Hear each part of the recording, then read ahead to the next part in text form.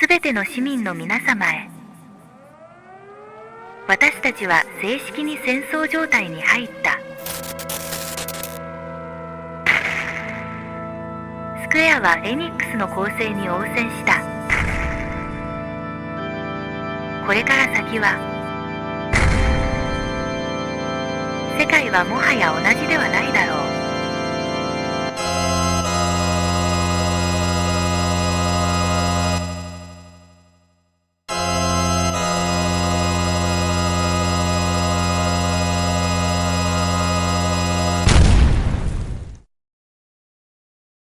Fine anni 80, siamo nel pieno dell'evoluzione videoludica. In tutte le parti del mondo il termine RPG inizia ad apparire con sempre più frequenza. Nato alla fine degli anni 70 da abili mani di scrittori appassionati di giochi di ruolo da tavolo, questo genere, vecchio quasi quanto il medium videoludico stesso, riesce in poco più di un decennio a conquistarsi la sua piccola ma fedelissima fetta di pubblico. Un pubblico a cui non bastava il videogioco inteso come semplice intrattenimento, ma che voleva qualcosa di più. Non solo numeri, non solo punteggi, non solo azione, ma motivazione, colpi di scena ed emozioni. E gli RPG, si sa, sono molto bravi in questo. Poca azione, grafica scarna, quasi inesistente, ma ore ed ore di immersività e atmosfera in mondi creati da scrittori, artisti, che cercano di lasciare il segno in un mercato sempre più in espansione come quello videoludico. Tuttavia, mentre in America questo tocco occidentale piccolo ma d'impatto degli RPG è per lo più relegato al mercato degli home computer, con i loro CRT, i loro case e i loro speaker che fanno suoni buffi quando c'è un'interferenza telefonica, in Oriente, per essere più precisi in Giappone, questo genere non è assolutamente di nicchia. Oh no, è lo standard e la competizione è fiera e brutale. In Giappone il genere RPG è sempre stato concepito come una categoria tutta sua, ovvero quella dei JRPG, dove la J sta per Japanese. Incredibile, vero? I JRPG erano completamente diversi dagli RPG occidentali. Erano colorati, curatissimi dal punto di vista grafico e sonoro. Avevano uno stile e un modus di game design molto più nipponico ed eccentrico rispetto ai fantasy standardizzati occidentali, ma soprattutto giravano su qualcosa che era all'epoca molto più ottimizzato di un home computer. Una console. Console come il NES o il TurboGrafx facevano brillare questo tipo di videogiochi. Erano limitati, certo, ma anche con tutte le varie limitazioni dell'hardware, gli sviluppatori riuscivano come per magia a essere spaventosamente creativi. I JRPG all'epoca attiravano parecchio in Giappone. Moltissime aziende, prese dalla febbre dell'oro, iniziavano una competizione spietata per dominare il mercato, ma nessuna di loro riusciva, nemmeno con tutti i soldi e la forza di volontà del mondo, ad avvicinarsi ai due colossi del genere: Enix e Square. Nata nel 1975, Enix era un'azienda che già alla fine degli anni 80 poteva dire con fierezza di avere il mercato videoludico giapponese in pugno. Il suo paladino inarrestabile, Dragon Quest, creato dalla mente del leggendario game designer Yuichi Ori, era qualcosa di mai visto prima. Un videogioco RPG a turni, con un mondo immenso da esplorare, città, dungeon e mostri temibili da sconfiggere. Ciliegina sulla torta? Il design di personaggi e nemici, nato dalla penna di un mangaka leggendario, Akira Toriyama, che all'epoca era già conosciuto per aver creato un certo manga minuscolo di nome Dragon Ball. Inserite tutto questo in una cartuccia del leggendario Nintendo Entertainment System e divertitevi a vedere il giovanissimo mondo dei videogiochi esplodere. Le vendite furono stratosferiche, qualcosa di mai visto prima, risultati da capogiro che fecero impressione persino alla grande N. Enix sembrava avere tutto in pugno, aveva soldi, fama e nuovi capitoli di Dragon Quest già in cantiere. Tutto sembrava girare dalla sua. Ma non poteva immaginare che di lì a poco un altro, formidabile avversario sarebbe apparso dal nulla per dargli il filo da torcere.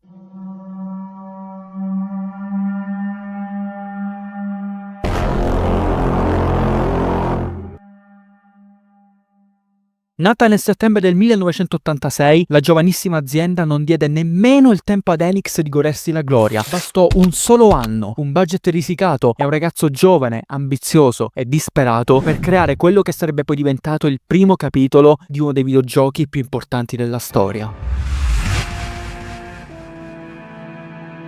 Final Fantasy fu un terremoto di magnitudo 9 che si abbatté sull'intero Giappone. Creato dal giovanissimo Hironobu Sakaguchi e sviluppato da Square, questo RPG prendeva il meglio di Dragon Quest e lo espandeva. Più personaggi da controllare quasi simultaneamente, un mondo enorme, molto più curato rispetto al titolo di Enix e un'atmosfera favolosa permisero al titolo del giovane Sakaguchi di brillare con un'intensità mai vista fino ad allora. Non serve nemmeno dire i risultati di questa apparizione violentissima: vendite stellari, accoglienza clamorosa, ma soprattutto molti più soldi per creare nuovi capitoli di quella che poteva già definirsi una saga. Quanto durò questa lotta? Vi starete sicuramente chiedendo, ma soprattutto quando avvenne la battaglia finale tra queste due forze della natura? Beh, per scoprirlo dobbiamo andare molto più avanti nel tempo.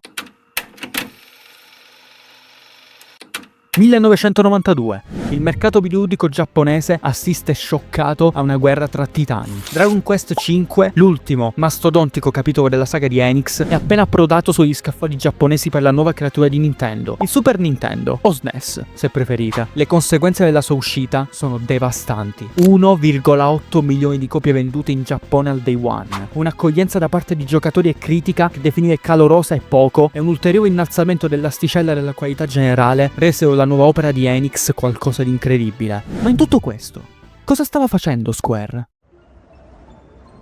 Anche Square era in piena lotta con Enix, già da 5 anni. L'azienda era reduce della pubblicazione di Final Fantasy V, l'ultima fatica di Hironobu Sakaguchi e del suo team, e stava subendo forti scossoni e cambiamenti interni, sia in termini di dipendenti che in termini di struttura. Final Fantasy V fu un enorme successo, sia di pubblico che di vendite, ma qualcosa non andava. Square ce l'aveva fatta. Per la prima volta dall'uscita del primo Final Fantasy era in diretta e brutale competizione con Enix, ma non bastava. Non bastava mai. Mentre Enix attaccava sempre più vigorosamente con il suo Dragon Quest, Square si prese un attimo per chiudersi a ricciolo e decidere la sua prossima tattica. Qualcosa all'interno dell'azienda si muoveva. Ed è qui che entrano in gioco i protagonisti della nostra storia.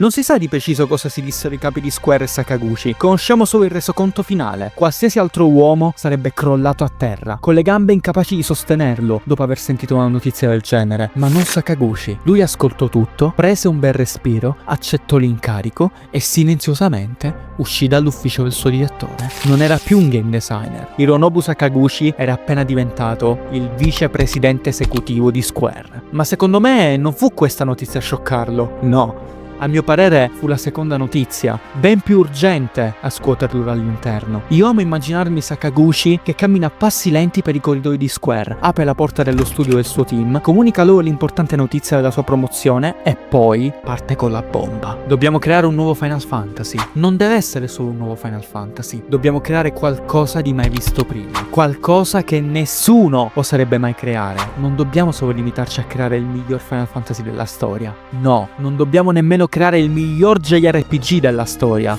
Dobbiamo creare il miglior videogioco della storia. Silenzio. Mi piace immaginare qualche secondo di silenzio alleggiava intorno al team di Final Fantasy e solo dopo un semplice nome, detto con ammirazione e terrore proprio da uno di loro. Final Fantasy VI. La saga di Final Fantasy adesso non era più dietro Dragon Quest in termini di vendite e fama. Era finalmente diventato un degno rivale del paladino inarrestabile di Enix. L'uscita di Final Fantasy V trasformò la sempre più crescente ostilità tra Square ed Enix in una corsa contro il tempo. Il mondo dei videogiochi cresceva a un ritmo disgustosamente allarmante e non era il momento di riposarsi sugli allori. Se Sakaguchi e il suo team volevano sopravvivere all'interno del rapidissimo mercato videoludico, dovevano rimboccarsi le maniche e creare qualcosa di nuovo e mai visto prima. Le voci di corridoio parlavano chiaro. Enix aveva nuovamente acceso le sue fucine ardenti. Stava creando qualcosa. Forse un nuovo Dragon Quest? Chi lo sa? Non c'era tempo per stare a guardare. Ed è proprio per questo motivo che Square decise di fare una scelta apparentemente insignificante, ma che sarà di vitale importanza per la riuscita del nuovo capitolo della saga di Sakaguchi. Bisognava ripristinare le divisioni.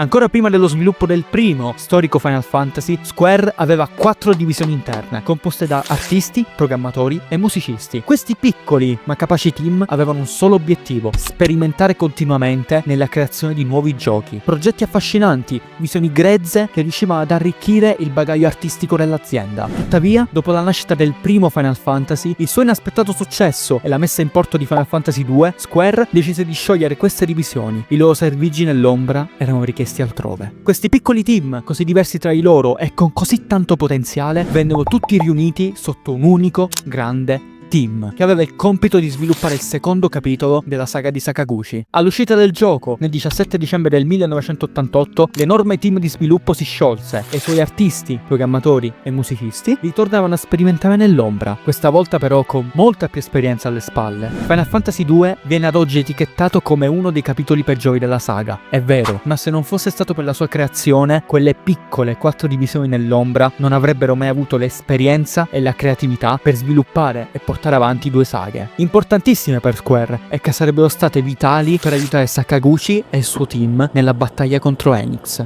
Saga e Mana. Siamo di nuovo nel 1992, la giornata è appena finita, il sole è appena tramontato, ma negli uffici di Square la tensione è palpabile, l'ansia e l'ambizione ancora di più. I piani alti dell'azienda avevano colpito di nuovo, la macchina poteva essere azionata. Persone, ragazzi e ragazze giovanissimi e veterani dell'azienda aprirono 6 porte diverse e si chiusero dentro. Le direttive di Square erano chiare: creare e sopportare. Dei computer vennero accesi, dei fogli vennero pasticciati e sintetizzatori e cori iniziavano a risuonare violentemente nell'aria. Un breve sguardo di ansia intesa tra colleghi.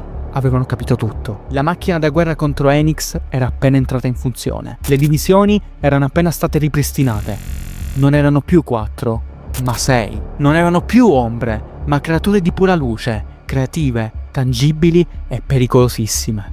Erano in 6. I 6 team di Square.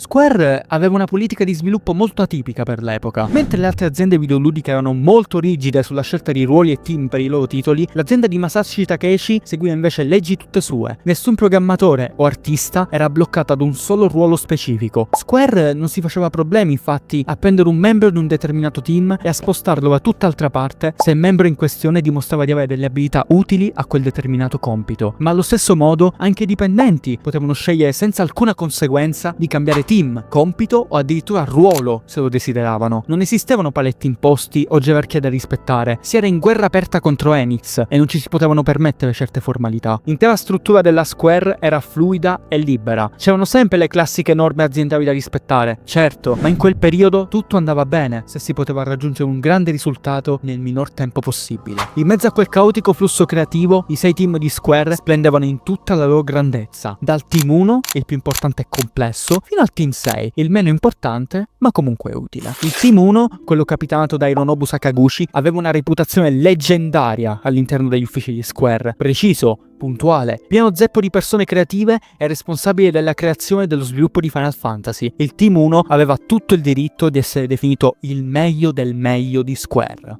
Poi avevamo il team 2, capitanato da Kitoshi Kawasu. Anche questo team aveva una reputazione in tema all'interno dell'azienda. I suoi membri, infatti, erano i creatori di Romancing Saga, un nome che ci sarà di vitale importanza tra poco. Il team 3 invece era qualcosa di singolare. Aveva una fama discreta all'interno di Square, ma poteva vantare al suo interno alcuni dei nomi più famosi e influenti nella storia del mondo videoludico. Uno fra tutti, Nasir Gebelli, leggendario programmatore responsabile della programmazione dei primi 3 Final Fantasy per NES. Insieme a lui avevamo Koichi Ishii, creatore della saga di Mana, anche questa la rivedremo tra poco, e infine Hiromichi Tanaka, produttore della saga di Mana. Queste 3 persone capitanavano insieme il team 3, che all'epoca dello sviluppo di Final Fantasy VI stavano sì producendo nuovi lavori dedicati alla saga di Mana, ma si stavano anche occupando di un piccolo side project, un titolino per SNES di poca importanza per l'industria, Chrono Trigger. Avevamo poi il Team 4, capitanato da Kazuhiko Aoki, che si stava occupando della creazione di un nuovo titolo intitolato Anjuku Hero. Avevamo il Team 5, capitanato da Takashi Tokita, una new entry negli uffici di Square che riuscirà poi a dare vita al bellissimo Live Alive. E infine avevamo il Team 6, capitanato da Chihiro Fujioka, che poi successivamente conosceremo come il director di Super Mario RPG.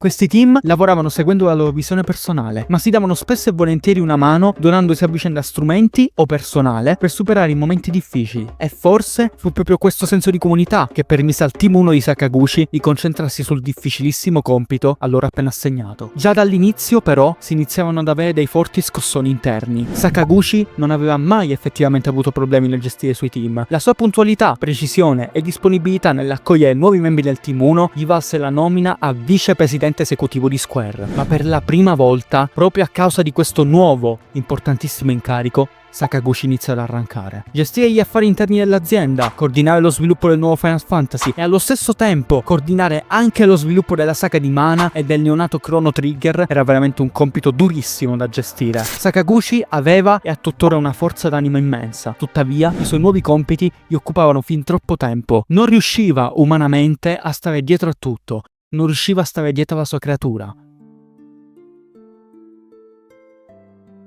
Il team 1 si ritrovò per la prima volta in assoluto senza Sakaguchi. Lui c'era, per carità, c'era sempre stato, ma la sua influenza era meno presente rispetto ai precedenti titoli della saga di Final Fantasy. Il team 1 era praticamente da solo, ma non importava. Avevano una missione da compiere e l'avrebbero portata a termine, con o senza Sakaguchi. E fu allora che Yoshinori Kitase decise di farsi avanti e prendere le redini del progetto. Nominato personalmente da Sakaguchi come direttore, questo ragazzo giovanissimo si prese fin da subito l'arduo compito di dirigere e coordinare lo sviluppo del nuovo capitolo della saga che doveva per una volta e per tutte togliere la corona dalla testa di Enix. Grazie alle sue direttive, l'intero team 1 si mise fin da subito in moto. Avevano un solo anno di tempo, un anno per creare il miglior videogioco di sempre. Doveva eccellere in tutto: gameplay, storia, design, ambientazione, presentazione e musica. La pressione era altissima e la posta in gioco lo era ancora di più. Il team 1 non poteva permettersi di sbagliare e chiunque lavorasse in quell'ufficio sapeva benissimo che avrebbe dovuto metterci un impegno sovrumano, giorno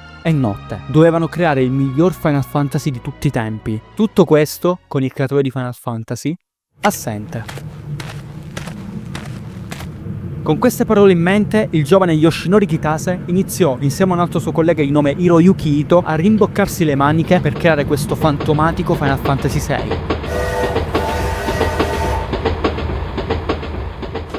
Prima cosa da fare, suddividersi i compiti. Kitase si sarebbe occupato da lì in avanti della direzione artistica, teatrale e scenografica del gioco. Ito invece si sarebbe occupato del gameplay e delle battaglie. 40. Questo era il numero delle persone che si sarebbero occupate dello sviluppo del sesto capitolo della saga. 40 era un numero spropositato di persone, forse mai visto prima all'interno di Square, un numero che avrebbe scritto la storia. La maggior parte del team 1 era composto all'epoca da ragazzi giovanissimi, alcuni di loro avevano sicuramente esperienza, certo, ma tutti erano per la maggioranza delle nuove leve, appena entrate da Square o che avevano appena cambiato team nella speranza di poter lavorare per il leggendario team 1 di Sakaguchi. Si misero fin da subito le carte in tavola. Quanto spazio abbiamo per Final Fantasy? Una domanda importantissima. All'epoca lo sviluppo di videogiochi era molto più diverso e complesso rispetto ad adesso. Gli sviluppatori non avevano spazio illimitato per poter inserire i loro asset e i loro codici e quindi dovevano stare molto attenti a occupare lo spazio in cartucce dei loro titoli. Ogni byte e kilobyte era sacro. Final Fantasy IV, ad esempio, uscito per SNES nel 1991, aveva solo 8 mega di spazio su cartuccia per tutti gli elementi di gioco. Final Fantasy V, invece, molto più denso di contenuti rispetto al passato, ne aveva 16. 16 mega non erano pochi per l'epoca, erano il frutto di una spesa non indifferente fatta da Square per gli sviluppatori. Solo i titoli di punta di un'azienda potevano permettersi un lusso simile, e la saga di Final Fantasy rientrava tra questi. Gli sviluppatori non si sarebbero più dovuti preoccupare dello spazio rimanente in cartuccia. Adesso non c'erano più barriere e il team 1 poteva lasciarsi andare alla creatività. Adesso provate a immaginare lo stupore generale di tutti i membri del team 1 quando Sakaguchi, che ricordiamoci faceva ancora da produttore per il gioco, entrò a grandi passi nello studio annunciando che per Final Fantasy VI i ragazzi non avrebbero avuto 16 mega di spazio in cartuccia, ma 24 mega di spazio su cartuccia. Una follia, una vagonata di soldi che se ne andava. Qualsiasi altra azienda avrebbe indietreggiato davanti a una simile richiesta, ma i piani alti di Square conoscevano Sakaguchi e soprattutto conoscevano il team 1.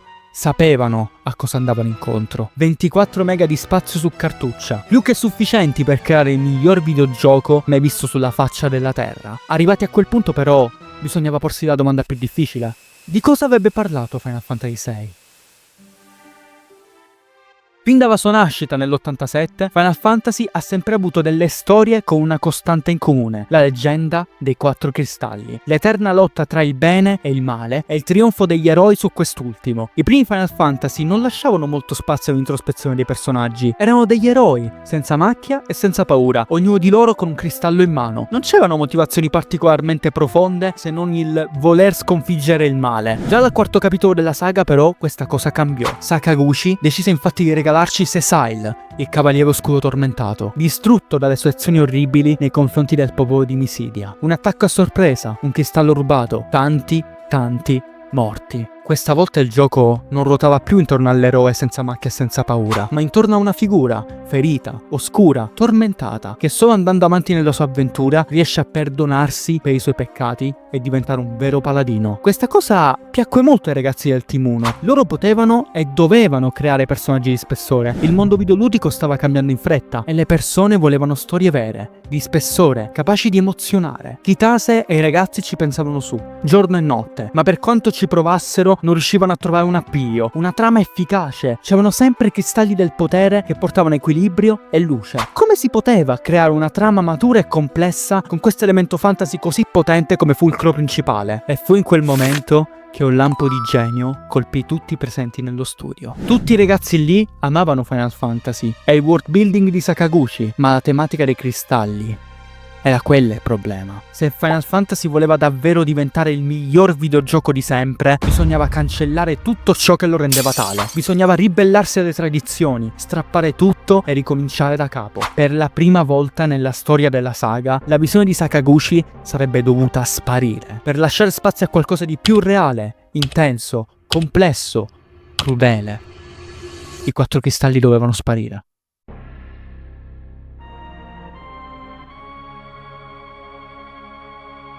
Niente più lande fatate, niente più città di stampo medievale, niente più taverne piene di bardi e dungeon perduti nel tempo. Al loro posto puro, rovente metallo, ciminiere impestate di fumo, roccaforti immense e macchinari industriali. Final Fantasy sarebbe diventato questo, un mondo dove la magia veniva lentamente dimenticata, lasciando spazio alla scienza, alla tecnologia e al progresso. Final Fantasy VI parla di una guerra, la guerra dei magi, avvenuta circa 1000 anni prima dell'inizio degli eventi del gioco. Una battaglia senza vincitori né vinti, dove 3 divinità, conosciute con l'appellativo di Triade della Discordia, iniziano a lottare tra di loro in preda a rabbia e paura. Le sole vere vittime di questa guerra sanguinolenta sono gli umani. Costretti a combattere al fianco delle divinità sotto forma di creature magiche conosciute come Esper, gli umani vengono decimati in un massacro senza fine. Dopo la guerra, gli Esper sopravvissuti decisero di fuggire, rifugiandosi in un nuovo reame nascosto alla vista di tutti. Senza più magia, senza più dei racondi e senza più caos, sul pianeta tornò lentamente la vita. Questa è la premessa del gioco. Un inizio di trama coinvolgente, oscuro, ben diverso dalla visione fantasy classica dei vecchi capitoli. Una ribellione narrativa vera e propria. La trama del gioco si dipana poi davanti ai nostri occhi, mostrandoci una landa dalle tinte steampunk su cui regna la crudeltà umana. Tutto in un paesaggio affascinante e maestoso. Vita e morte, natura e artificiale che si uniscono in un contesto industriale, dando vita a un world building memorabile. Nonostante Hironobu Sakaguchi potesse vedere lo sviluppo di Final Fantasy VI solo da lontano, a causa del suo nuovo ruolo da vicepresidente esecutivo, l'entusiasmo contagioso e la voglia di cambiamento dei ragazzi del Team 1 lo riempirono di gioia. L'ormai ex game designer era più che contento di passare il testimone della sua creatura a delle persone così giovani ma allo stesso tempo così capaci. La loro voglia di creare qualcosa di nuovo invogliò Sakaguchi a ritagliarsi un po' di tempo e intrufolarsi nello studio del Team 1 per aiutarli a gestire la narrativa e a correggere eventuali errori negli script dei suoi colleghi.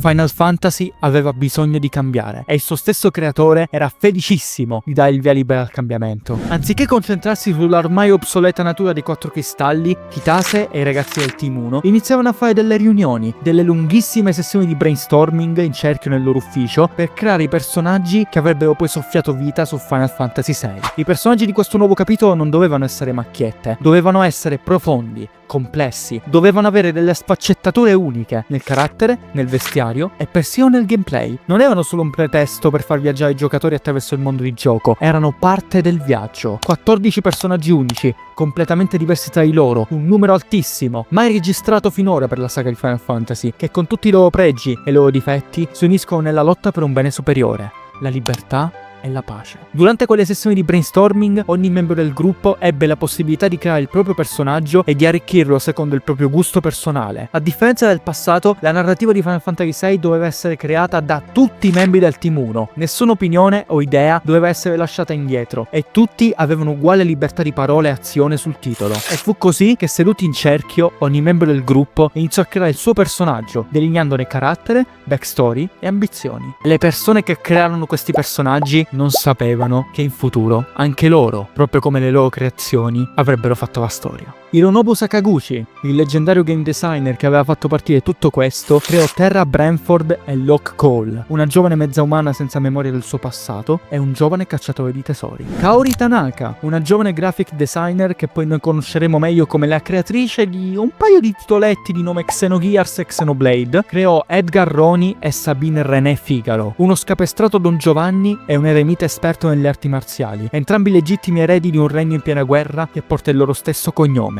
Figaro. Tetsuya Nomura, un giovanissimo character designer appena arrivato negli studi di Square, che diventerà poi famoso per una saga che oggi porta il nome Kingdom Hearts, creò Setzer Gabbiani, un giocatore d'azzardo incallito che gira il mondo sulla sua nave volante privata adibita a casinò, la Blackjack, e Shadow, un assassino solitario dal passato oscuro. E di sua creazione anche il personaggio giocabile segreto Umaro, uno Yeti. Hiroyuki Ito, creatore del leggendario sistema TB e co-direttore di Final Fantasy VI e successivamente di Final Fantasy 9 e 12, creò Cyan Garamond, l'orgoglioso e fiero samurai del regno di Doma. Yoshinori Kitase, invece, direttore a tutti gli effetti di Final Fantasy VI e futuro direttore di altri capitoli della saga, creò Celeste Cher, una giovane combattente Magitech tormentato dalla sua coscienza, e Kefka Palazzo, uno psicopatico mago di corte ossessionato dal potere e dal controllo. Sono di sua creazione anche Gau, un ragazzo selvaggio cresciuto in mezzo alla natura, e Gogo, un mimo dall'identità sconosciuta. La giovane artista Rel Marrumi e simpaticissimo mogol Mug furono invece creati rispettivamente da Akiyoshi Ota, mangaka creatore di numerose opere, e Koichi Ishii, creatore della saga di Mana, che ogni tanto si intrufolava nell'ufficio del Team 1 per dare un'occhiata allo sviluppo del gioco. A supervisionare e a dare vita a questi personaggi attraverso il disegno, invece, avevamo Yoshitaka Amano,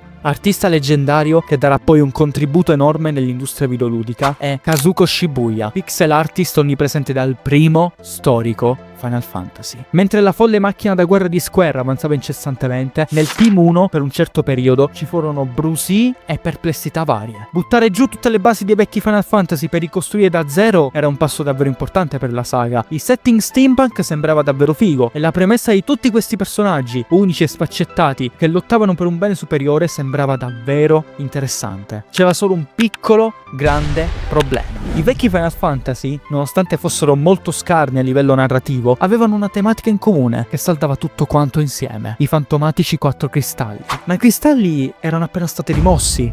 Erano vecchi, bisognava cambiare. Questo era il motto del Team 1. Ma se togliamo i 4 cristalli e lasciamo tutto vuoto lì in mezzo, quale tematica avrà Final Fantasy VI?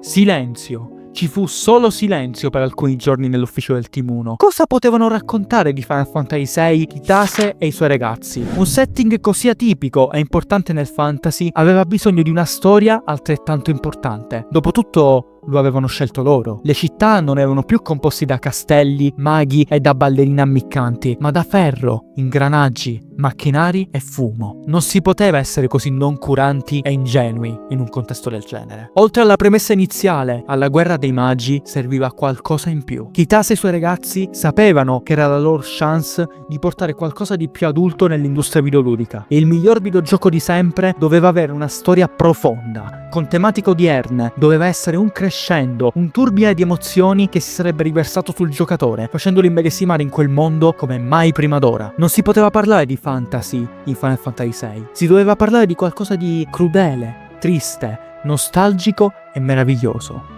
Qualcosa di umano. Final Fantasy VI doveva essere un gioco che parlava di esseri umani, in tutte le loro sfaccettature. Doveva parlare della tirannia, del bisogno irrefrenabile di violenza, di potere, del desiderio di controllare ed essere superiori agli altri, sia per quanto riguarda la tecnologia, sia per quanto riguarda lo status. E a questo proposito si decise di raccontare il tutto attraverso le lenti di una temibile dittatura. Attraverso i crimini e l'ambizione di Gestalt e Kefka, che governano attraverso l'uso di potenti macchine magico-tecnologiche chiamate Magitech, riusciamo a vedere per la prima prima volta una trama molto più realistica e cruda. Vediamo per la prima volta personaggi come Terra, una giovane mezza umana senza memoria del suo passato, Locke, un semplice ladro di buon cuore che cerca di redimersi dal suo passato, oppure Cyan, che in piena guerra e in piena distruzione decide comunque di prendersi la briga di scrivere delle lettere a una vedova di guerra fingendo di essere suo marito, tutto per evitare di farla soffrire. Tutto questo tenuto insieme dalla perenne lotta tra la dittatura e la ribellione, tra la tecnologia e la magia, tra il bene e il male. C'è la magia, c'è sempre stata in ogni singolo Final Fantasy, ma essa non viene più vista come un qualcosa di intrinseco al mondo di gioco, ma come oggetto di denuncia. Attraverso gli Esper, la Magilite e l'impero riusciamo a vedere temi crudi e toccanti come schiavitù, desiderio di riscatto, di libertà, vendetta e illusione di libero arbitrio. Sono tutte piccole storie, narrate in un contesto di violenza e cattiveria, eppure si incastrano così bene nel contesto da riuscire a creare una narrativa che fino a quel momento non si era mai vista in nessun JRPG. Il gioco è pieno di momenti come questo, la struggente scena di Cyan che dà l'addio alla sua famiglia mentre si incamminano verso il regno dei morti, Setzer che sceglie di volare via da solo a bordo della sua nave volante per proteggere la propria libertà, Shadow che si isola da tutto e da tutti per scappare dal suo passato, Terra che piange i suoi genitori e scopre per la prima volta di essere libera di scegliere il proprio destino.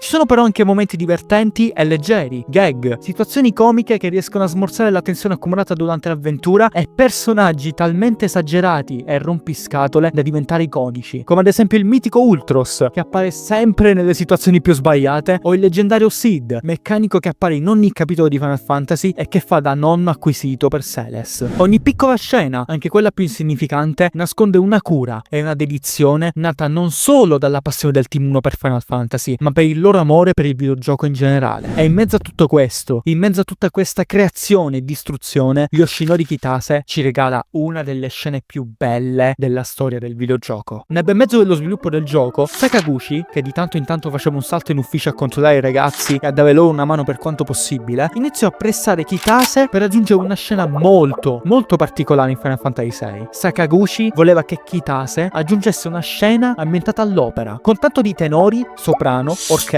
e spettatori. Kitase non era poi tanto convinto sull'aggiungere un'opera teatrale al gioco, dopotutto il setting era quello che era, ma Sakaguchi insistette così tanto che alla fine il giovane director acconsentì. Per Sakaguchi infatti aggiungere una scena del genere all'interno di Final Fantasy VI non solo avrebbe incuriosito gli appassionati delle opere teatrali, ma avrebbe anche alzato l'asticella della qualità del titolo. Sotto questa esplicita richiesta, il giovane Kitase decise di darsi da fare. Il director lavorò per giorni, se non settimane, a quella singola scena. Tutto doveva essere perfetto. Le luci, la composizione dell'immagine, la vibe generale del teatro, lo script dell'opera e il personaggio principale. A Kitase mancava il personaggio principale dell'opera, colui o colei che avrebbe dovuto cantare sul schermo, che avrebbe potuto inserire in un contesto tanto importante. Il director pensò immediatamente a Celes, la giovane guerriera di sua invenzione. Lei sarebbe stata perfetta per un ruolo del genere, ma questo pensiero fece venire a Kitase un enorme senso di colpa. Sicuramente anche gli altri suoi colleghi avrebbero voluto inserire i propri personaggi all'interno di una scena così importante e Kitase non voleva mica sminuire il loro lavoro, eppure Celes era perfetta per un ruolo del genere. Alla fine però la voglia di creare ebbe la meglio sul resto. Kitase si prese del tempo per espandere ulteriormente la storia della sua Celes, che fino a quel momento era un semplice personaggio secondario. Decise di intrecciare il suo destino con quello di Locke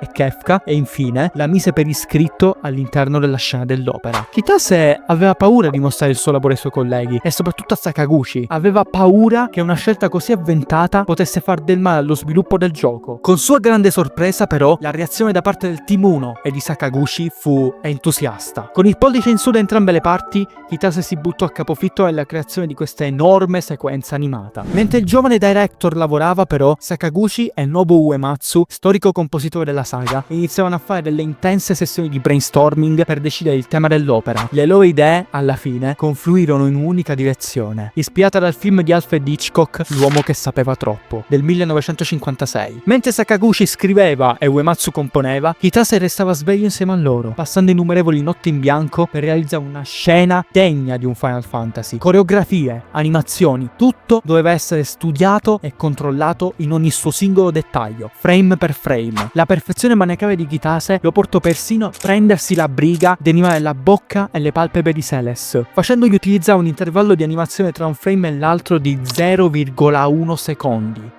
pura follia. Sakaguchi arrivò persino a consigliare a Kitase di prendersi la serata libera per andare a vedere una vera rappresentazione scenografica all'opera, invito alla quale il giovane director si sottrasse a causa di mancanza di tempo dovuta al lavoro. Nonostante non avesse mai visto un'opera dal vivo, Kitase riuscì comunque, grazie alla sua immaginazione, a creare la sua personale rappresentazione della scenografia. I testi vennero scritti da lui dopo innumerevoli notti insonne come lettera d'amore a quella che poi sarebbe diventata la sua futura moglie. Grazie all'aiuto di Sakaguchi e soprattutto di Uematsu, lo scheletro dell'opera era finalmente completato. Ogni singolo elemento della scena era stato posizionato e modellato con cura dal giovane director. L'opera era pronta. I personaggi erano pronti. Adesso bisognava solo entrare in scena.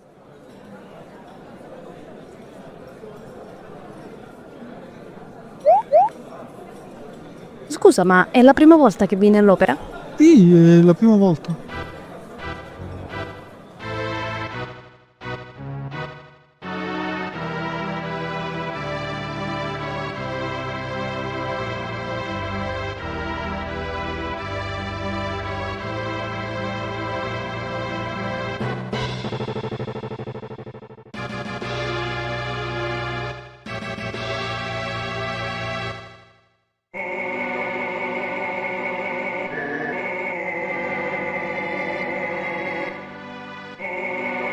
La scena dell'opera di Final Fantasy VI ebbe un impatto così forte all'interno dell'industria videoludica da scuotere le fondamenta stesse del medium. Dopo aver preso posto all'interno del teatro, i nostri eroi si godono una rappresentazione teatrale intitolata Maria e Draco, nella quale due giovani amanti, un soldato e una damigella, sono separati dalla guerra. Maria è costretta a sposare il principe Rals e vive all'interno del suo sontuoso castello, ma il suo cuore appartiene ancora al giovane Draco, che al momento è disperso in battaglia. La scena ebbe ben 2 revisioni dall'uscita del gioco. La prima versione, quella originale, ci mostra un componimento interamente creato da Uematsu sul chip audio dello SNES, che nonostante sia molto buffo da sentire, ha comunque il suo bell'impatto, considerando anche l'epoca in cui uscì il gioco. La seconda e ultima revisione, invece, uscì nel 2022 per la Pixel Remaster del titolo. E qui, amici miei, il salto di qualità si nota e come. Ambienti 3D, cambi di telecamera, animazioni molto più fluide e nitide, una revisione totale dello script originale, ma soprattutto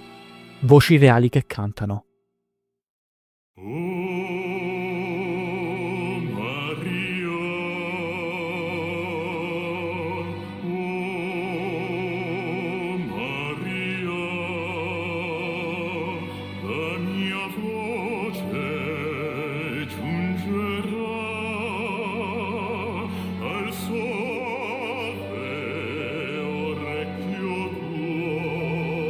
Nella versione italiana, fatta appositamente per la Pixel Remaster, i 3 cantanti d'opera sono Paolo Andrea Di Pietro per Draco, Roberto Di Candido per il principe Rals e Antonella Rondinone per Maria, o meglio, Celes. Lei, a differenza degli altri 2 cantanti, sbaglia appositamente durante l'opera per dare ancora più profondità narrativa al personaggio. Celes, dopotutto, nel gioco non è una vera cantante, ma un'infiltrata.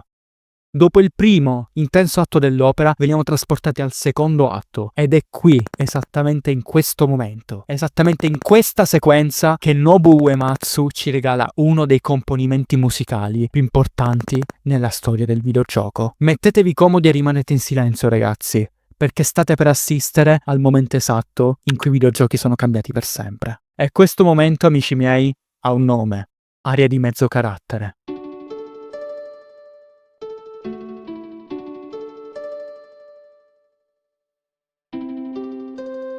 Buio. Un castello illuminato solo dalla fioca luce della luna. Delle note malinconiche in sottofondo. Celes, o meglio Maria, sale le scale, guarda direttamente noi videogiocatori e poi...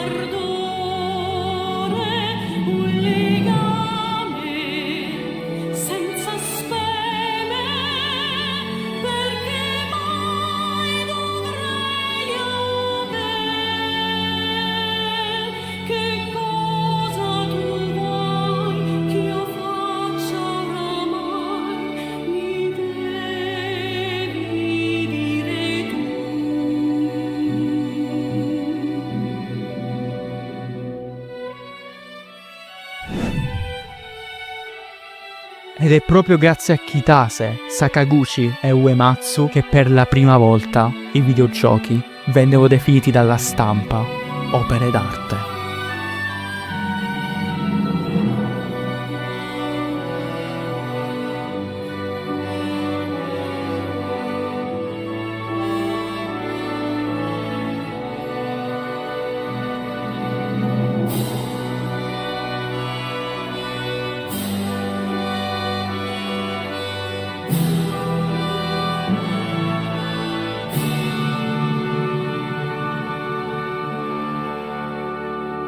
Ti ringrazio, caro bene, amore mio, vita mia, al grave doler, al buio timor che il cuore mi turbò, dolcemente con amore hai risposto al mio gridar, per sempre ognor, qui a me t'attendevo.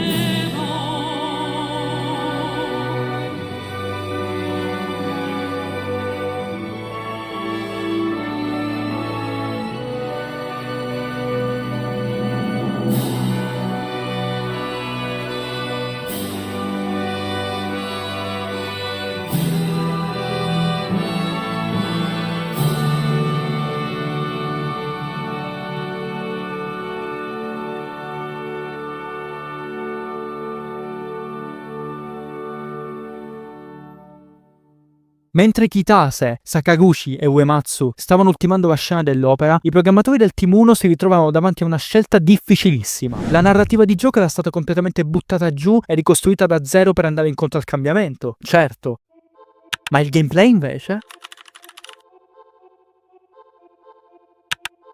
Già da Final Fantasy IV era stato implementato l'Active Time Battle, abbreviato ATB, un sistema di combattimento che rendeva i classici combattimenti a turni tipici dei JRPG molto più dinamici e stimolanti. Ogni personaggio nemico aveva un suo timer interno, che una volta arrivato a zero gli avrebbe permesso di attaccare. Questa formula, unita poi al job system che permetteva di switchare a piacimento la classe dei personaggi, era già vincente, ma su Final Fantasy VI avrebbe stonato tantissimo. E fu allora che a Hiroyuki Ito venne un'idea. L'ATB poteva restare. Ma che senso ha mettere un job system se i personaggi del gioco hanno già delle classi preimpostate fin dall'inizio che non ha senso cambiare? Da un punto di vista narrativo questa cosa avrebbe distrutto completamente il significato e la potenza narrativa dei personaggi. Così Ito decise di fare una cosa molto particolare. Ogni personaggio avrebbe tenuto la sua classe, che sarebbe rimasta tale fino alla fine, ma avrebbe anche avuto un'abilità unica, qualcosa che solo quel determinato personaggio poteva fare. Questa cosa cambiò tutto. Ogni personaggio adesso era a suo modo unico e avrebbe creato un equilibrio strategico non indifferente se inserito nel party. Le mosse di Jiu-Jitsu di Sabin, il Bushido di Saiyan, la forma Esper di Terra, tutte queste piccole meccaniche potevano essere combinate insieme per creare il proprio party personale, dando una profondità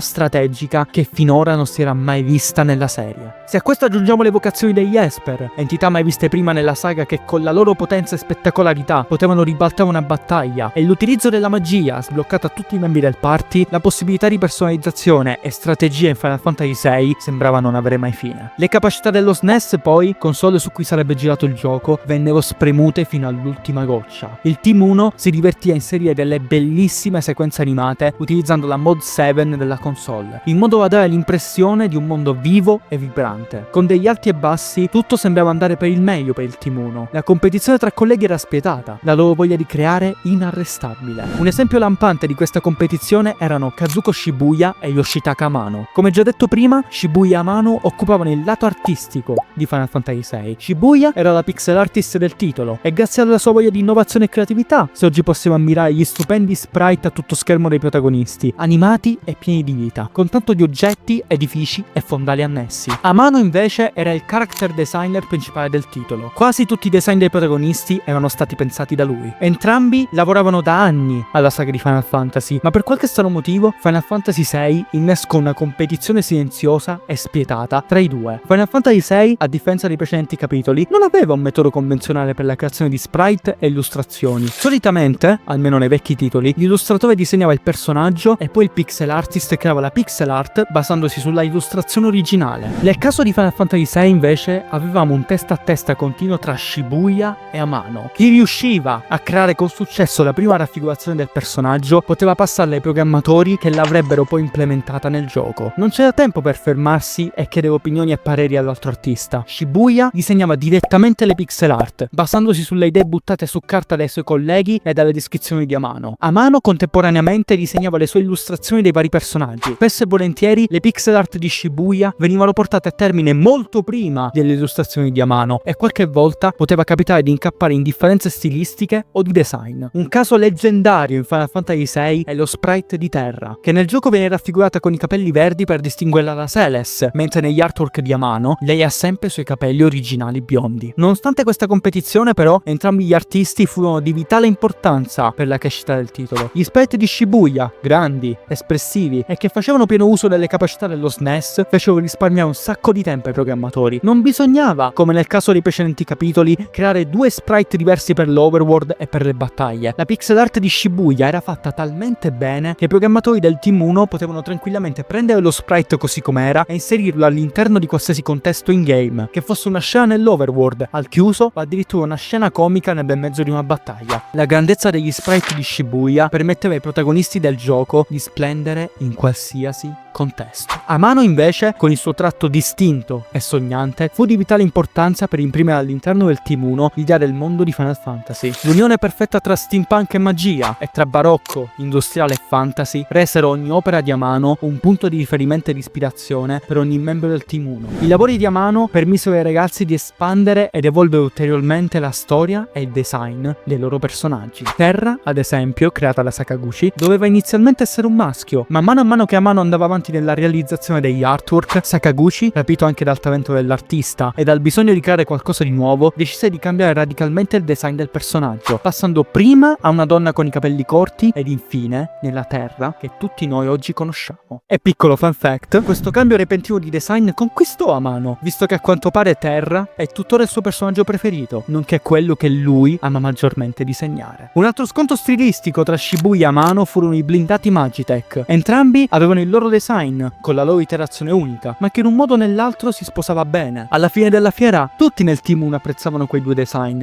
tutti tranne un artista, Tetsuya Takahashi. Tetsuya Takahashi, che poi tutti conosceremo a livello internazionale come il creatore prima di Xenogears e poi di Xenoblade Chronicles, trovava quei design poco interessanti e senza chiedere il permesso di nessuno e andando contro le direttive stesse di Sakaguchi, decise di creare la sua versione personale del blindato Magitech ed inserirla all'interno del gioco, nella opening iniziale di Final Fantasy VI. Inutile dire che questa terza iterazione del blindato Magitech piacque così tanto ai membri del Team 1, Sakaguchi compreso, che rimase nel gioco. Ma non tutto nel Team 1 era rose e fiori. Spesso e volentieri si tende a romanticizzare lo sviluppo di un titolo. Si tende a voler narrare a tutti i costi solo delle cose positive, del lato creativo e artistico. Ma certe volte bisogna anche parlare del lato oscuro dello sviluppo videoludico. E i protagonisti indiscussi di questa epopea oscura furono proprio Hironobu Sakaguchi e Nobuo Uematsu.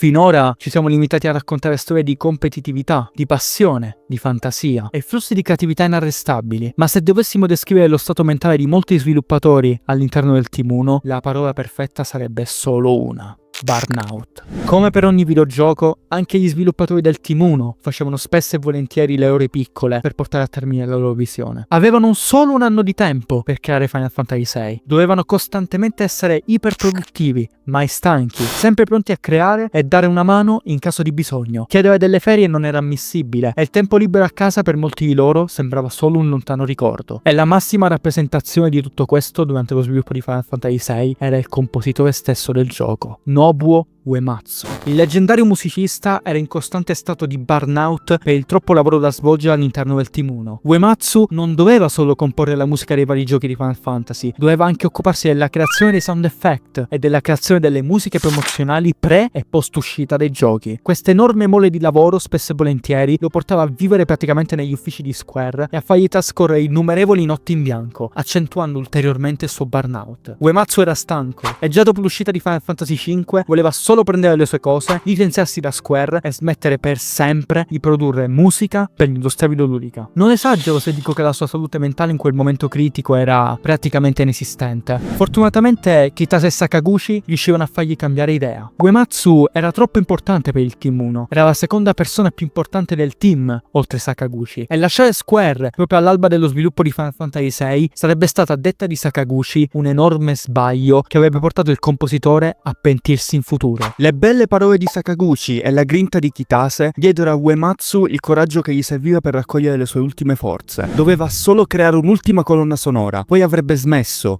per sempre. Egli ci mise tutto se stesso in quei componimenti, era la sua ultima colonna sonora e doveva essere perfetta. Oggi sappiamo ovviamente che quella non fu la sua ultima creazione, ma è così che all'epoca nacque la colonna sonora di Final Fantasy VI. Kitase e Ito diedero a Uematsu la possibilità di sperimentare, di fare come voleva durante la composizione della colonna sonora di Final Fantasy, oltre a renderlo partecipe dello sviluppo effettivo del gioco, chiedendogli consiglio su alcune scelte di design. Questo, ovviamente, diede a Uematsu la grinta che gli serviva per portare a compimento la sua missione. Uematsu creò così alcuni dei componimenti più belli della saga di Final Fantasy e del mondo videoludico in generale, come ad esempio Terra Steam,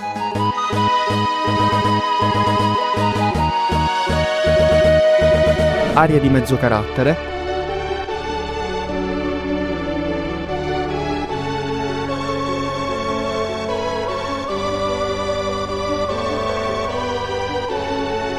e la leggendaria Dancing Mad, che con la sua durata di 17 minuti e 40 secondi divenne un capolavoro musicale.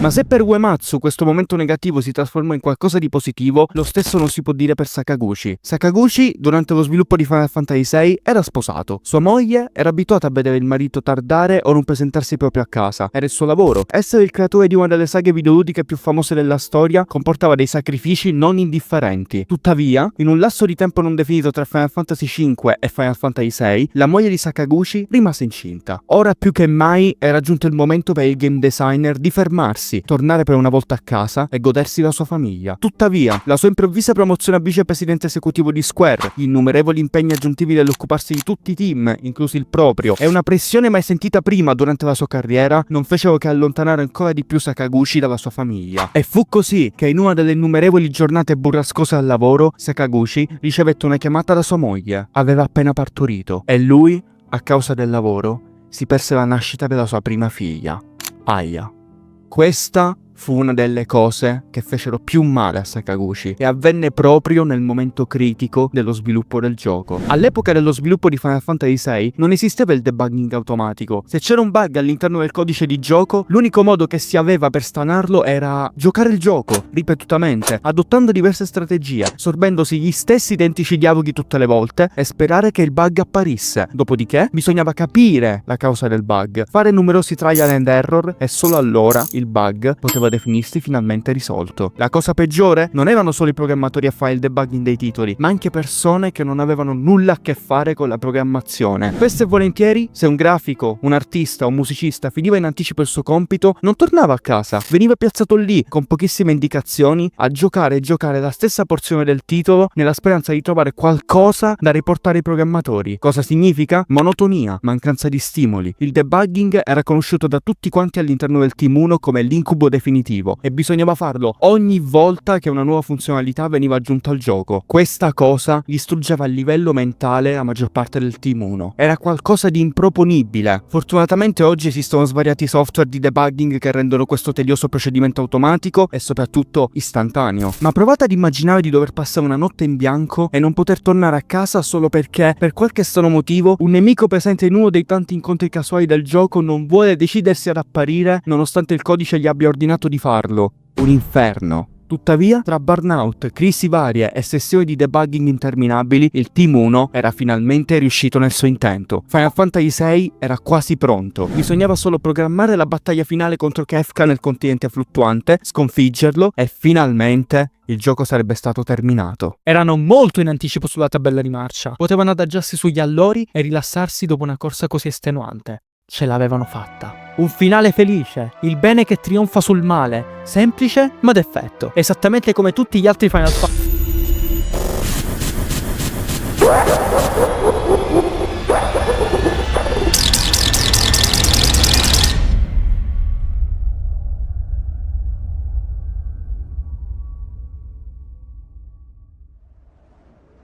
Non era ciò che volevano, non era il prodotto che volevano, non era il gioco che volevano. Era troppo presto per far vincere i personaggi, per dare l'ennesima morale sul bene che trionfa sempre sul male. E fu allora che tutto il Team 1 ebbe un'idea. Potevano riciclare qualche asset, svecchiare qualcos'altro, rimettere mano alle storie dei loro personaggi ed espanderle ancora di più. Avrebbero fatto qualcosa che nessun altro all'interno dell'industria videoludica si sarebbe mai sognato di fare. Questo non era Final Fantasy, ma Final Fantasy VI, il capitolo definitivo, il miglior gioco della storia, e il videogiocatore, almeno per il momento, non si meritava un finale felice. Qualche cambiamento nello scripting e qualche occhiata sadica tra colleghi bastarono per cambiare completamente il modo di intendere la narrativa nei videogiochi. Avevano creato un mondo meraviglioso, pieno di vita, e adesso, in modo completamente anticlimatico, l'avrebbero distrutto. Ricordate la triade della discordia? Le tre divinità che nella trama di Final Fantasy VI riuscivano a gettare il caos nel mondo? Bene, dobbiamo partire da lì. Nelle idee originali degli sviluppatori, come ho detto anche in precedenza, il gioco sarebbe dovuto finire con la sconfitta di Kefka e Gestalt nell'area finale, il continente fluttuante. Ma cosa sarebbe successo se per qualche strano motivo le tre statue raffiguranti proprio la triade della discordia fossero state spostate? Beh, è molto semplice, sarebbe avvenuta la seconda parte di Final Fantasy VI. E non bisognava nemmeno immaginarlo, perché sarebbe accaduto comunque, a prescindere dalle nostre azioni. Non ci meritavamo un finale felice. Un terremoto, un cielo che si spacca, la corsa disperata verso la salvezza, Kefka che ride maniacalmente e poi puro caos. In pochissimi minuti, il Team 1 riuscì a distruggere un mondo costruito con pazienza, sudore e dedizione nell'arco di un intero anno solamente per il puro, sadico desiderio creativo. Un intero continente era appena stato distrutto da un megalomane psicopatico. Nessuna magia, nessun dolcificante per rendere il tutto meno pesante. Il gioco ci fa vedere tutto. Città devastate, madri che perdono figli, e in tutto questo il vigile sguardo di Kefka che sovrasta tutti. Il pagliaccio di corte è ormai diventato una divinità, e con il suo potere nulla può impedirgli di regnare sul mondo in rovina che lui stesso ha creato. E la prima cosa che noi videogiocatori riusciamo a provare sulla nostra pelle è questa scena.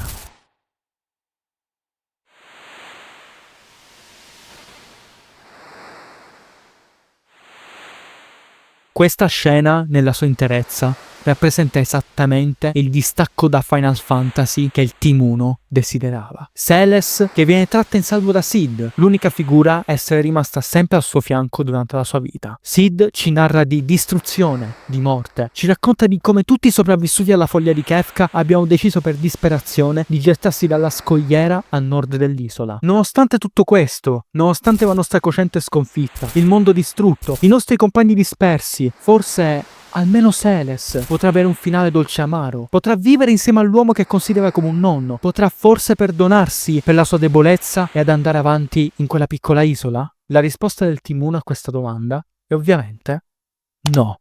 Sid sta per morire, ai minuti contati. Noi, completamente rapiti dal momento, usciamo di corsa dalla casa, cerchiamo disperatamente qualcosa per salvare la vita dell'unica persona rimasta al nostro fianco, ma quando torniamo indietro assistiamo ad una delle scene più pesanti mai viste in un videogioco.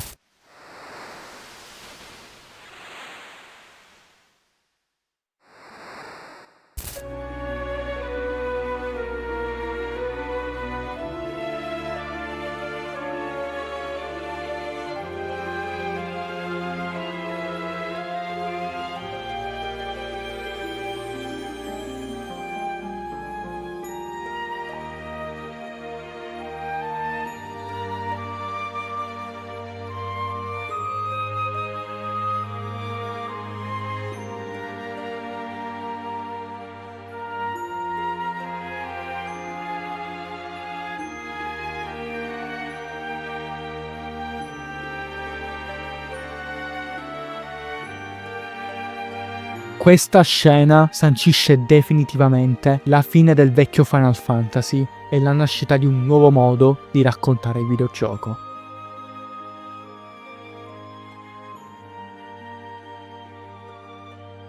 Uno dei momenti più alti e profondi dell'intera saga, che mostra in uno stupendo parallelismo la scena dell'opera, questa volta però riprodotta nella fredda e cruda realtà.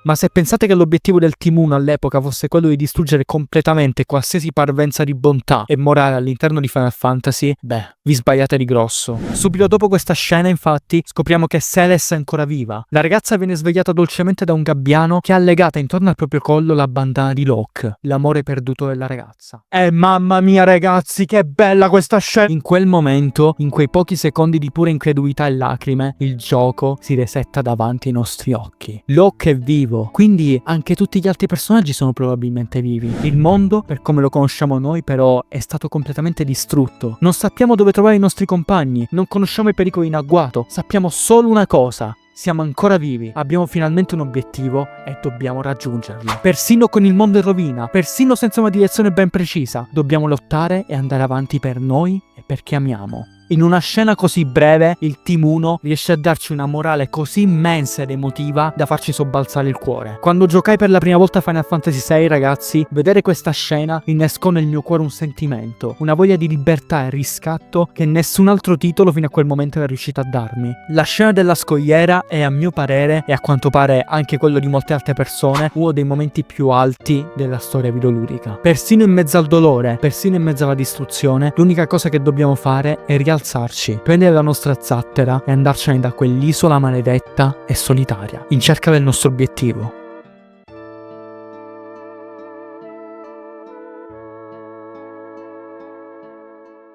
Ma anche con tutte queste tematiche profondissime, il Team 1 continuava a macinare. Ogni personaggio nel suo piccolo doveva affrontare il proprio passato in quel mondo in rovina. Nessuno di loro veniva risparmiato. Il gioco, da quel momento in avanti, non avrebbe più tenuto per mani nel giocatore. Ogni conseguenza all'interno del mondo in rovina è dettata dalle nostre scelte. E tutte le cose orribili e tristi che il giocatore avrebbe visto da quel momento in avanti dovevano rafforzarlo e spronarlo a proseguire nella sua ricerca. Ma mentre il Team 1, con tutti i suoi alti e bassi, si stava piano piano preparando alla battaglia finale, gli altri team di Square, in silenzio religioso, si stavano preparando a lanciare l'offensiva che avrebbe cambiato per sempre le sorti della guerra tra Enix e Square.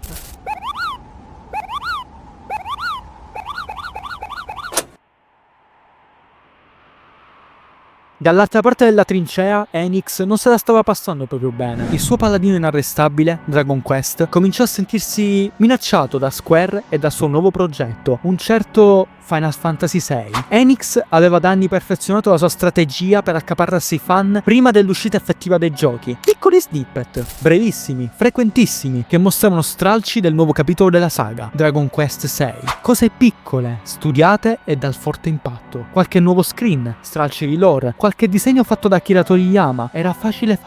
L'attenzione dei fan di Enix era come sempre alta e il paladino inarrestabile si rese presto conto che forse non era il caso di allarmarsi così tanto per quel nuovo sciocco Final Fantasy. Dopotutto, cosa avrebbe mai potuto fare Square per contrastare il leggendario Dragon Quest VI?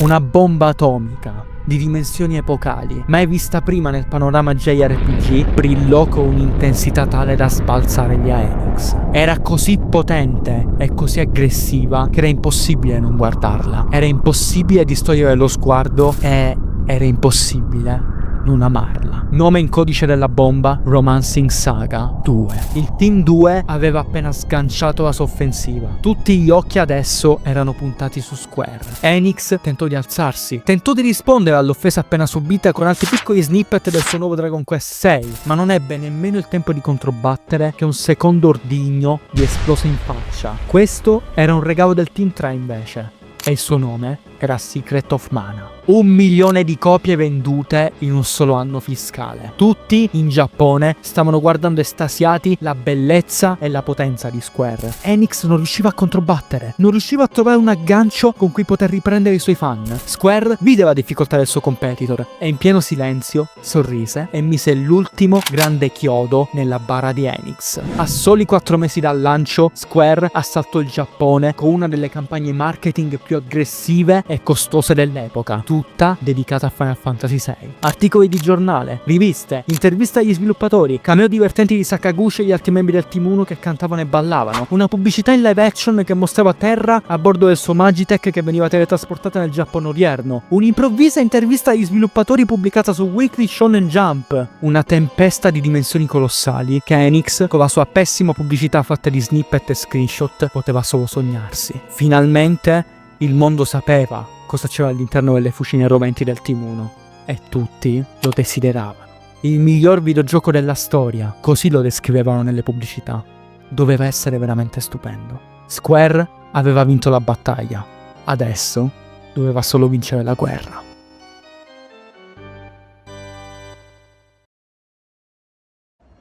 Il giorno della battaglia finale arrivò. Kitase, Sakaguchi, Ito, Uematsu, Tanaka, Takahashi, Shibuya, Amano e il resto del Team 1 erano lì ad aspettare l'esito della guerra. Final Fantasy VI era appena stato terminato. Kefka attendeva il giocatore su un'altissima torre composta da dei, la stessa triade della discordia che secoli fa devastò il mondo, un titanico boss nato dalla penna di Tetsuya Nomura, un delirio barocco che sprizzava Final Fantasy VI da tutti i pori. Il giocatore avrebbe dovuto raccogliere tutte le sue energie, tutti i personaggi sparsi per il mondo e tutta la sua speranza per riuscire a sconfiggere quello che ad oggi viene definito come uno dei villain più belli e spaventosi della storia videoludica. Dancing Mad risuonava in sottofondo, Square doveva solo attendere.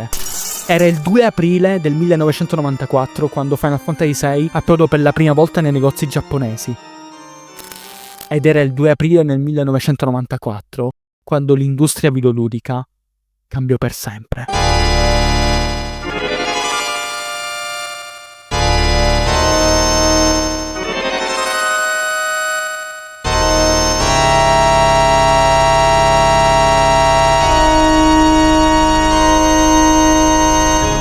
Fu così che Dragon Quest VI, l'inarrestabile paladino creato da Enix, perse la guerra contro il miglior videogioco di tutti i tempi, o almeno così si diceva all'epoca. Il Team 1 di Sakaguchi, Kitase e Ito ce l'aveva fatta. Erano riusciti a creare Final Fantasy VI, ma non era il momento di riposarsi. Final Fantasy VI doveva uscire dal Giappone. Non era giusto che solo il popolo nipponico si godesse quest'opera d'arte. E fu così che grazie a un investimento non indifferente da parte di Square e qualche soldino in più passato da mamma Nintendo, Square riuscì attraverso il traduttore Ted Woolsey a pubblicare Final Fantasy VI in Nord America sotto il nome di Final Fantasy III. In America purtroppo molti capitoli della saga di Final Fantasy non vennero mai pubblicati all'epoca, a causa degli elevati costi di localizzazione dei giochi. Gli unici titoli che l'America ricevette in quegli anni furono il primo, storico Final Fantasy IV, ribattezzato per l'occasione Final Fantasy II, e Final Fantasy VI, anch'esso ribattezzato Final Fantasy III. Ted era stato incaricato di creare una traduzione fedele e funzionale per Final Fantasy VI da consegnare entro soli 30 giorni. Nonostante la data di scadenza serratissima e molte difficoltà, Woolsey riuscì nel suo intento e Final Fantasy VI venne pubblicato in Nord America l'11 ottobre del 1994. A causa delle strette direttive di Nintendo of America, il gioco ricevette molte censure, principalmente per alcuni dei suoi temi, definiti non adatti al pubblico americano, e alla nudità esplicita di alcune evocazioni che andava ad urtare la sensibilità occidentale. Esempi famosi sono le scritte bar sugli edifici trasformate in caffè, il saluto dell'impero di Gestalt censurato per una similitudine al saluto romano, e la scena dove Celes viene picchiata da una guardia mentre in catene. Ted Woolsey cambiò anche molti nomi di nemici NPC a causa della differenza di lunghezza delle lettere giapponesi ed inglesi. Final Fantasy VI aveva un limite di 10 caratteri per ogni personaggio, che poteva anche andare bene per il katakana, ma per l'inglese poteva essere un problema. Ted decise così di risolvere il problema togliendo doppie, articoli o altre lettere o parole inutili alla compressione del nome del personaggio, arrivando addirittura a rinominare completamente alcuni personaggi per tener conto del limite dei 10 caratteri. Un cambio di nome leggendario fatto da Ted fu quello di Tina, nome reale giapponese della nostra terra. Tina, in Giappone, veniva visto come un nome stravagante, fantasioso, uscito direttamente da una fiaba. In America, invece, Tina era un nome comune e sarebbe stato impossibile attribuirla a un personaggio proveniente da un contesto fantasy. Ted si prese così la libertà creativa di cambiare il nome di Tina in Terra. Lo stesso destino toccò a Mesh, fratello di Edgar, rinominato in Sabine. Vennero anche cambiati nomi che al pubblico occidentale risultavano sgradevoli o di pessimo gusto, come ad esempio il nemico Virginity, che nella localizzazione americana viene chiamato Cherry o Madame. Nonostante queste differenze tra le due versioni del gioco, la release globale di Final Fantasy VI fu un fulmine a ciel sereno che segnò per sempre il mondo videoludico. Ad iniziare dalle recensioni giapponesi, a dir poco stellari. Un 37 da Famitsu e 2 voti massimi su 4 recensori bastarono per rivestire Final Fantasy VI di oro. Furono lodate la storia, il combat system, la grafica stupenda, la complessità e profondità dei personaggi e il coraggio di Square nell'abbattere i canoni dei Final Fantasy classici e reinventare completamente la saga, creando qualcosa che non si era mai visto prima dell'industria videoludica. Molte testate giornalistiche e riviste americane nominavano spesso Final Fantasy VI come il videogioco RPG must-have per eccellenza, e il titolo di Square diventò l'8º gioco più venduto in America in quel periodo. Le vendite non furono stellari come in Giappone, non tantissime, ma abbastanza da soddisfare Square e lasciare il segno nei cuori del pubblico occidentale. A me piace pensare agli ultimi giorni nell'ufficio del Team 1 come dei momenti di pura gioia. Non ci sono momenti scritti, né tantomeno fonti ufficiali sullo stato d'animo dei ragazzi del Team 1 dopo l'uscita di Final Fantasy VI, ma se permettete voglio romanzare un po', dai. Fatemi essere un romanticone. Era l'ultimo giorno all'interno dell'ufficio del Team 1. Di lì a poco un'altra opera di nome Final Fantasy VII sarebbe nata all'interno delle fucine roventi di Square. Ma al Team 1 per il momento non importava. Ognuno ritornò a fare quello che sapeva fare meglio. L'obiettivo era stato raggiunto. La libertà e la pace erano appena state conquistate. Il male sconfitto e Sakaguchi, Kitase e i suoi compagni potevano finalmente, esattamente come i nostri eroi, lasciarsi tutto alle spalle, salire sulla loro nave volante, godersi la brezza del vento e partire all'orizzonte, liberi e acclamati da tutti come dei veri e propri eroi.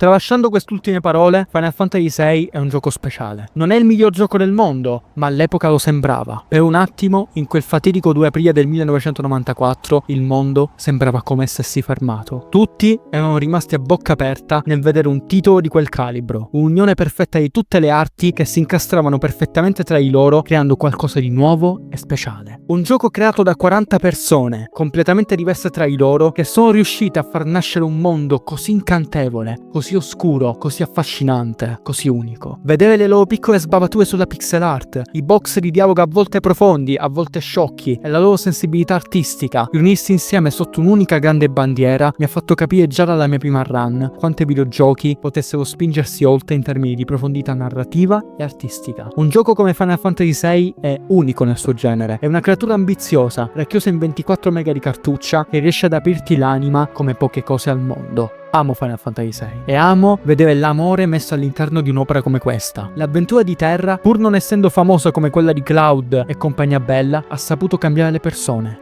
in meglio. E a mio parere è questo ciò che conta, perché se tu, persona che sta guardando questo video, riesci attraverso un tuo racconto, una tua canzone, un tuo videogioco, un tuo abbraccio o una tua battuta a cambiare una persona, una singola persona in meglio, allora hai fatto il gesto più bello e importante di sempre. Esattamente come Terra, Celes, Locke e gli altri, noi esseri umani dobbiamo continuare nella ricerca del nostro scopo, del nostro obiettivo, ma non dobbiamo dimenticare di aiutare chi ci sta intorno. Non dobbiamo perdere noi stessi nell'oscurità del mondo, ma dobbiamo solo andare avanti, verso la luce, aiutando e facendoci aiutare. È davvero così semplice, ragazzi. È questo ciò che ci fa andare avanti. È questo ciò che alimenta la nostra fiamma vitale ed è questo ciò che ci rende meravigliosamente umani.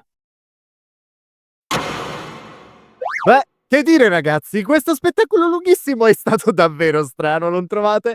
Che ne dite di un po' di Hades per tirarci su?